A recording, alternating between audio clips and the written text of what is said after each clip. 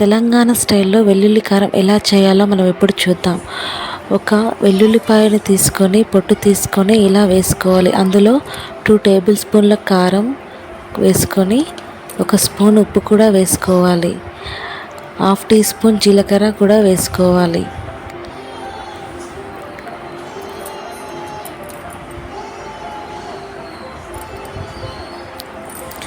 ఈ మిశ్రమాన్ని మొత్తం పేస్ట్ లాగా దంచుకోవాలి. ఈ విధంగా మనం దంచుకోవాలి.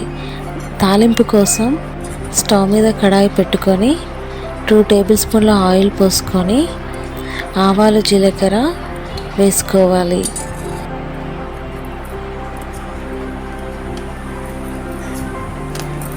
ఎండుమిర్చి ముక్కలు కూడా వేసుకోవాలి. ఇది కొద్దిగా వేగాక కరివేపాకు పసుపు కూడా వేసుకోవాలి. ఈ తాలింపు మిశ్రమాన్ని మనం ముందుగా దంచి పెట్టుకున్న వెల్లుల్లి కారంలో కలుపుకోవాలి. అంతే, ఎంతో రుచికరమైన తెలంగాణ స్టైల్ వెల్లుల్లి కారం రెడీ అయిందండి. మీరు కూడా ట్రై చేయండి, చాలా బాగుంటుంది. ఒక్క ముద్ద కూడా మిగిల్చకుండా తినేస్తారు. Thanks for watching.